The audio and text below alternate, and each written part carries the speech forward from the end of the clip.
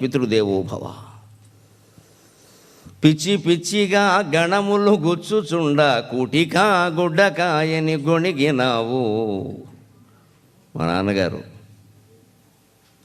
10వ తరగతిలో ఉండగానే ఈ సాహిత్యం పట్ల ఆసక్తితో తెలుగు ఉపాధ్యాయులు చెప్పిన పాఠాల వల్ల ప్రభావితులమై ఏదో పిచ్చి పిచ్చిగా కచ్చిపిచ్చిగా ఏదో ఉత్పలమాల చంపకమాల ఏదో అల్లేసి ఎతి ప్రాస లేకుండా గణాలు మాత్రం ఉండేలా అప్పటికదే గొప్పగా భావించి రాసుకుంటూ ఉంటే ఇప్పుడు చెడిపోతాడేమో అని అనుమానం వచ్చింది ఆయనకి. చాలామంది తల్లిదండ్రులకు ఇదే అనుమానం. పిల్లలు ఏమైనా కవిత్వం చెప్పినా లేకపోతే ఏమైనా ఓ బొమ్మ వేసినా కాస్త డబ్బు సంపాదించిన కళలు ఏవైనా అందులోకి వాళ్ళు ప్రవేశించారంటే వీళ్ళకి వెంటనే బీపీ వచ్చేస్తుంది. ఖచ్చితంగా డబ్బు సంపాదించాలి, లేకపోతే అది అసలు జీవితమే కాదు, డబ్బే జీవితం. ఏ పని చేసినా ఇదెందుకు ఇదెందుకు ఇదెందుకు అంటే ఎందుకు లేకుండా ఏ పని చేయకూడదా? జిడ్డు కృష్ణమూర్తి గారిని ఒక శిష్యుడు ఎవడో అడిగాడు, జీవితంలో సుఖంగా ఉండాలంటే ఏం చేయాలన్నాడు. ఏమీ చేయకు సుఖంగా ఉంటామన్నాడు ఆయన. పైగా దానికి ఒక ఉదాహరణ చెప్పాడు. అమెరికా రావడానికి విమానం టికెట్ కొనుక్కున్నావు, విమానం ఎక్కావు, అప్పుడు ఏం చేస్తావు అన్నాడు. అప్పుడు ఏం చేయకూడదు, ఇంకా కూర్చోవాలి. ఏమైనా చేస్తే గొడవ అవుతుంది. ఖాళీగా ఏం కూర్చుంటామని ఆ కిటికీలో వేలెట్టి కెలికామనుకోండి, గాలి వస్తుంది, మొత్తం పేలిపోతుంది. ఏం చేస్తాం? వారెవరో వస్తారు ఆకాశంలో అన్నపూర్ణ అని, ఎయిర్ హోస్టెస్, గడ్డో గాదమో పెడతారు తినడమే.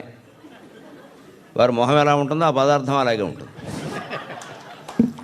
ఇదివరకు 2001లో నేను వచ్చినప్పుడు ప్రత్యేకం ఆడవాళ్లే ఉండేవారు, అందుకని తరచు విదేశాలు వచ్చేవాడు. ఇప్పుడు మగవాళ్ళని పెడుతున్నారు, అనవసరం రావడం మానేశారు. మళ్ళీ అక్కడ మా మొహాలు తయారయ్యాక విమానం ఎక్కడం ఎందుకు, పని లేక. అందులో మళ్ళీ ఎయిర్ హోస్టెస్ కాదు ఎయిర్ హోస్టర్ అంటూ మొగాన్ని ఒకరిని పెడుతున్నారు. ఇంకెందుకు? అందమా సందమా ఏం చూస్తాం కనుక. అలాగే విమానం ఎక్కాక ఏం చేయాలంటే ఏం చేయకూడదు, ఓ బెల్ట్ ఎడతారు, కూర్చోవాలి. అలాగే కూర్చోవాలి, కదలకుండా. ఏమైనా చేస్తే గొడవ అవుతుంది. మనం తిన్నగా ఉండక ఫోన్ తీసి అక్కడ పెట్టాను, మాట్లాడేది లేదు ఏం లేదు, ఏదో ఊరికి అలారం పెట్టుకుందామని పెట్టా. ఇదే కోతి పని అంటే. కాసేపటికి అదేదో కూదిపోయింది. ఈ ఫోన్ వెళ్ళి ఎదుటివాళ్ళ సీటు కింద పడింది. ఇక చూసుకోండి, దిగడం ఒక అరగంట ఆలస్యమైంది. మొత్తం ఇంజనీర్ని పిలిపించాల్సి వచ్చిన సీటు పైకి లాగారు. అప్పుడు అర్థమైంది, కృష్ణమూర్తి గారు బాగా చెప్పారా, ఏమీ చేయకుండా ఉంటేనో సుఖంగా ఉంటామని. ఇప్పుడు ఒక గంట మధ్యలో పడుకుని లేవడానికి అలారం కోసం ఈ ఫోన్ ఇక్కడ ఎందుకు పెట్టుకోవడం పక్కన, ఎందుకంటే బిజినెస్ క్లాసు పక్కన డెక్ ఒకటి ఉంది, ఏం పెట్టకపోతే అలాగని అది పెట్టా, ఏమి లేదు పెట్టడానికి అక్కడ. అందుకని అయింది, ఇంకెప్పుడు వద్దులే బాబు అనుకున్నాను నేను. ఏమని తీసి అక్కడ పెట్టామంటే దేనికి ముందు సీటు కిందకు పోయింది, దాని యాతన అయిపోయింది, గంట పట్టింది దాన్ని తీయడానికి. వాళ్ళు ఏదో తిట్టారు ఇంగ్లీషులో, నాకు అర్థం కాలేదు ఆ భాష, కాబట్టి బతికం సుఖంగా. వాళ్ళు తిట్టుకునే ఉంటారు, ఎందుకు తిట్టుకోరు, వాళ్ళు శ్రమ పడితేనే. పైగా లావు శరీరాలు కిందకు దూరారు పాపం నా గురించి, చాలా యాతన పడ్డారు. అంటే సుఖంగా ఉండడం అంటే అయితే ఏమి చేయకుండా ఉండొచ్చు, అది కాదండి ఆలోచించవలసింది. చిన్నప్పటి నుంచి పిల్లలకి ఏ కళలో అభిరుచి ఉందో గమనించి ఆ కళలోనే ఎక్కువ ప్రోత్సాహం ఇవ్వాలి వాడు అకాడమిక్ ఎడ్యుకేషన్ కంటే.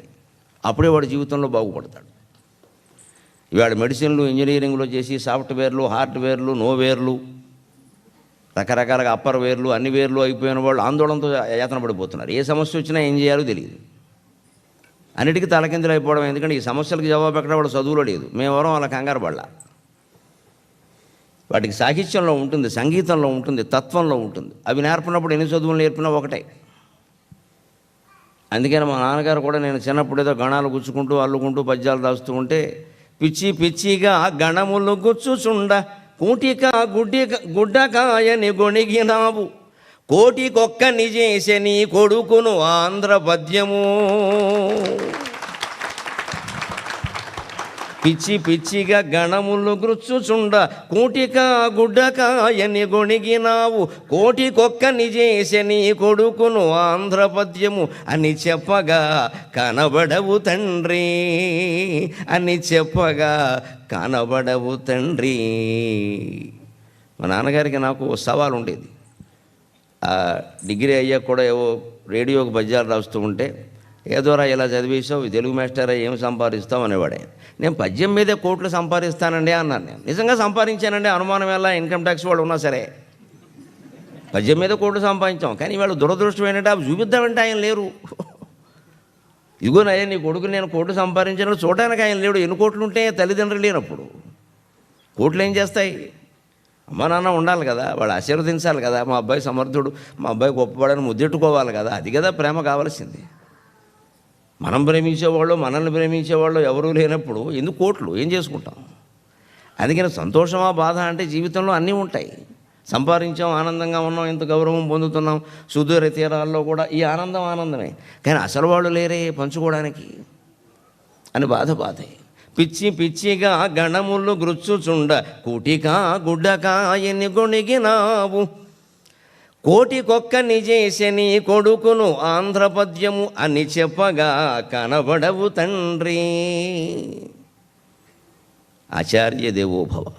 గురువను మూడక్షరములు బరువును తొలగింపజేయు, గురువను మూడక్షరములు బరువును తొలగింపజేయు, భాషాంబుధినే తరింపగ నోడయైన, భాషాంబుధినే తరింపగ ఓడయైన గురు మృత్యుంజయుని గొల్తు, మద్గురు మృత్యుంజయుని గొల్తు గుండెల నిండన్.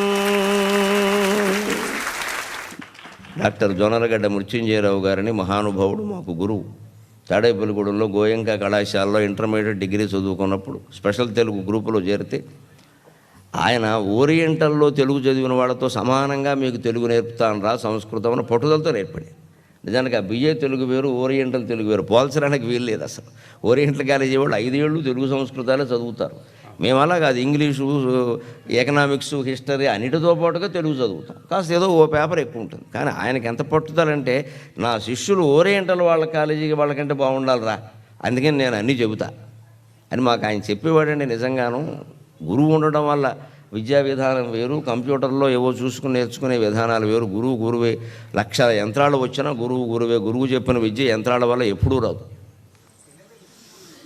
ఏదో కుమార సంభవంలో ఒక సర్గం ఉంటే ఆయన మొత్తం కుమార సంభవం ప్రతిపదార్థం తాత్పర్యం వ్యాఖ్యానంతో మనది కొని పట్టుకొచ్చి మా విద్యార్థులందరికీ ఆయన ఇచ్చేసి తర్వాత నెమ్మదిగా ఏడాదిలోగా డబ్బులు వసూలు చేసుకునేవాడు. ఆయన పుస్తకం ఉంటే చదువుతారండి, పైగా డబ్బులు తీసుకోకుండా ఇచ్చేవాడు కాదు. డబ్బులు ఉంటే దాన్ని విలువ తెలుస్తుంది నీకు, ఊరికే ఇచ్చానంటే చదవవు అని చెప్పి. ఈ సర్గ కాదు, అన్నీ చదవండి. నిజంగా ఆ గురువు చెప్పిన ప్రోత్సాహం అండి. ఆ ఒక్క సర్గ మాకు పార్వతి తపస్సు అని పంచమ సర్గ చదివాం. ఆ ఒక్క తపస్సు ఎంత బాగుంటే ముందెంత బాగుంటుంది, వెనకెంత బాగుంటుంది, అవన్నీ చదవద్దా అని తర్వాత అది మానకుండా అది కొనసాగించుకోవడం వల్ల ఈవేళ ఇన్ని వేదికల మీద తెలుగు సంస్కృతాల్లో అవధానాలు చేసి, పద్యాలు చెప్పి, ప్రసంగాలు చేసి మీ అందరి గౌరవాలు పొందగలుగుతున్నాం. ఆ గురువుకి ఏమిస్తే రుణం తీరుతుంది? విద్వాంస్తుష్ట పద్యమేకం దదాతి అన్నారు. తల్లిదండ్రులు గురువు మరణించి ఏమి ఆశిస్తారండి? ఒక నమస్కారం తప్ప. కాస్త గౌరవం ప్రకటిస్తే చాలే అనుకుంటారు. గురువను మూడక్షరములు బరువును తొలగింపజేయు, భాషాంబుధినే తరింపగ ఓడయైన గురు మృత్యుంజయుని గొల్తు గుండెల నిండన్.